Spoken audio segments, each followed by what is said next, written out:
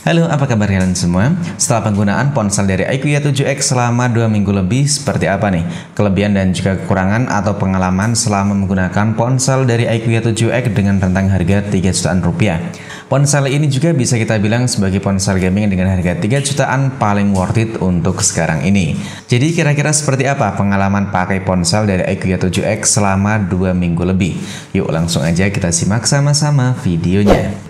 Karena ponsel ini bisa dibilang sebagai ponsel gaming dengan harga 3 jutaan atau ponsel gaming paling worth it di harga 3 juta rupiah, tentunya kita bahas terlebih dahulu untuk kinerja dari ponsel IQIA 7X.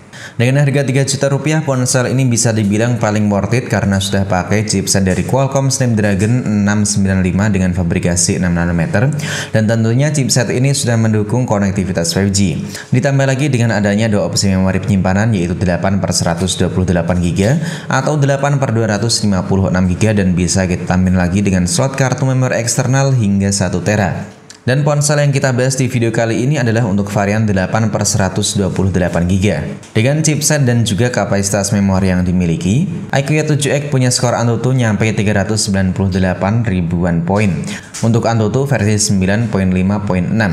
Dengan skor Antutu tersebut, tentunya ponsel ini udah lancar banget kalau kita pakai buat main game. Dan selama penggunaan ponsel IQIA 7X buat main game Mobile Legends, ponsel ini bisa berjalan dengan mulus tanpa adanya kendala sama sekali. Selain performanya yang udah mulus dan juga lancar buat main game, ponsel ini juga punya konsumsi daya yang ternyata sangat awet banget karena punya kapasitas baterai sebesar 6000 mAh.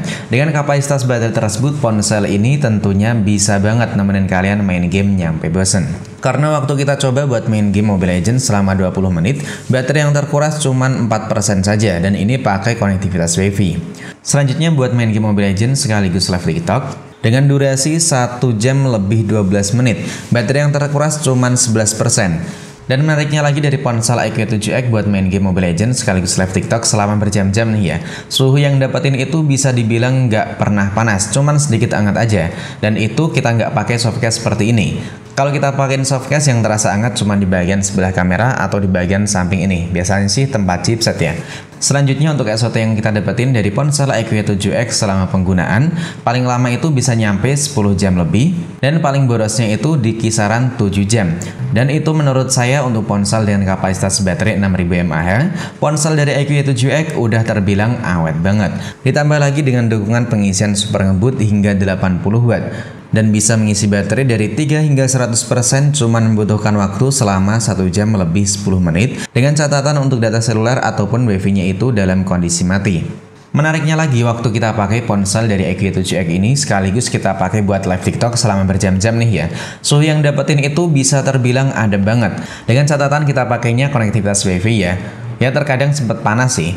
Dan itu menurut saya tergantung ping yang dapetin selama kita pakai buat main game Mobile Legends ataupun game-game lainnya. Sedangkan untuk urusan desain, ponsel IQIA 7X ini bisa dibilang nggak terlalu ngebosenin dan bisa dibilang juga biasa aja. Untuk file genggaman sih enak di tangan, cuman rasanya itu masih terasa murah banget untuk ponsel dengan harga 3 jutaan rupiah. Selanjutnya di bagian depan atau di bagian layarnya, ponsel dari IQIA 7X udah memiliki bezel yang udah kelihatan cukup tipis. Tombol atau lubang kameranya juga nggak terlalu gede-gede banget. Dan untuk kualitas layar yang dimiliki oleh ponsel IQIA 7X ini juga menurut saya udah enak banget di mata. Dengan layar berpanelkan IPS LCD dengan refresh rate tinggi hingga 120 Hz, punya ukuran seluas 6,64 inch serta memiliki resolusi Full HD+.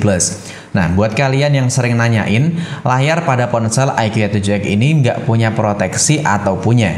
Setelah saya tanya-tanya langsung ke akun ofisialnya Vivo Indonesia, ternyata layar dari IQIA 7X ini punya proteksi dari Panda Glass. Lalu punya proteksi tambahan yaitu anti gores plastik bawaan. Untuk kualitas layarnya sih menurut saya udah enak banget. Dan kualitas layar ini bisa dibilang hampir mirip seperti Xiaomi Redmi Note 7 yang udah diluncurkan ponsel Xiaomi beberapa tahun kemarin. Jadi layarnya itu meskipun pakai IPS LCD tapi udah kelihatan adem dan juga nyaman banget di mata. Meskipun pakai panel IPS LCD, tapi layar dari ponsel IQ 7X ini meskipun kita pakai di luar ruangan atau di bawah sinar terik matahari, untuk kualitas gambar yang tampilin menurut saya masih kelihatan jelas banget. Dengan catatan kalau kita pakainya buat sosial media. Tapi kalau kita pakai buat main game ya kayaknya nggak terlalu worth it sih. Karena untuk kualitas gambar yang dihasilkan nggak terlalu jelas-jelas banget kalau backgroundnya pakai banyak warna. Tapi kalau kita pakainya buat scrolling atau buat multitasking ataupun buat main sosial media dengan background berwarna putih, tentunya untuk layar dari ponsel IQ 7X ini udah kelihatan jelas banget. Lalu untuk UI yang dimiliki oleh ponsel IQ 7X ini menurut saya juga udah enak banget. UI ringan, smooth, belum ada bug yang saya temuin, dan tentunya nggak ada iklan seperti brand sebelah. Dan selama saya pakai ponsel IQ 7X dari pertama kali unboxing hingga sekarang ini, kita udah mendapatkan satu kali update patch keamanan ya, update patch keamanan. Jadi untuk tampilan atau perubahannya nggak terlalu kelihatan banget. Selanjutnya kalau kita pakai ponsel ini buat multimedia atau lebih tepatnya buat nonton video, emang untuk kualitas layarnya udah bagus banget dan juga nyaman di mata.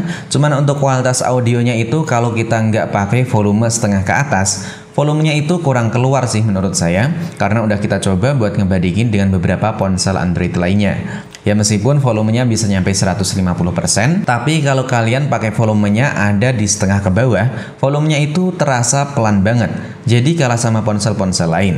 Ya meskipun kalau kita pakai volume full, ponsel ini emang sama persis dengan ponsel-ponsel lainnya. Lalu di bagian terakhir tentunya kita bahas di bagian fotografinya. Ponsel ini cuma hadir dengan dua setup kamera saja di bagian belakang, dengan 50 megapiksel kamera utama dan 2 megapiksel untuk kamera depth sensor. Selanjutnya untuk kamera selfie, ponsel ini punya resolusi sebesar 8 megapiksel. Untuk kualitas foto sebenarnya ponsel ini biasa aja sih, ya bisa dibilang bagus, dengan catatan harus pada kondisi banyak cahaya. Tapi kalau kita pakainya di malam hari atau kondisi low light, kamera dari IQ 7X ini nggak bisa kita andelin sama sekali karena banyak noise, atau bisa saja kalian harus pakai mode pro. Lalu untuk perekaman video, ponsel ini emang ada di atas rata-rata karena ponsel-ponsel lain yang pakai chipset dari Qualcomm Snapdragon 695 rata-rata untuk perekaman videonya itu cuma mentok di 1080 30 fps, tapi IQ 7X ini bisa nyampe 1080 60 fps. Dan emang untuk perekaman video, ponsel ini bisa dibilang goyang banget karena nggak memiliki sistem stabilisasi. 1080 30 fps di malam hari lebih terang dibanding 1080 60 fps.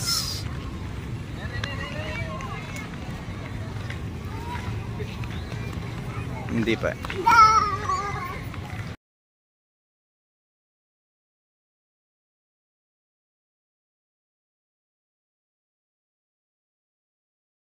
Jadi kesimpulan selama kita pakai ponsel dari IQ 7X, ponsel ini beneran bisa dibilang ponsel gaming dengan harga 3 jutaan rupiah terworth it untuk sekarang ini. Dengan catatan buat kalian yang nggak terlalu mentingin apa itu kamera. Tapi buat kalian yang sering pakai fitur kamera, ponsel ini tentunya harus kalian skip terlebih dahulu. Dan buat kalian yang udah pakai ponsel IQ 7X, kira-kira gimana nih kelebihan dan juga kekurangan dari ponsel tersebut? Tulis aja pendapatnya di kolom komentar. Sampai di sini dulu video dari saya, sampai jumpa lagi di video selanjutnya.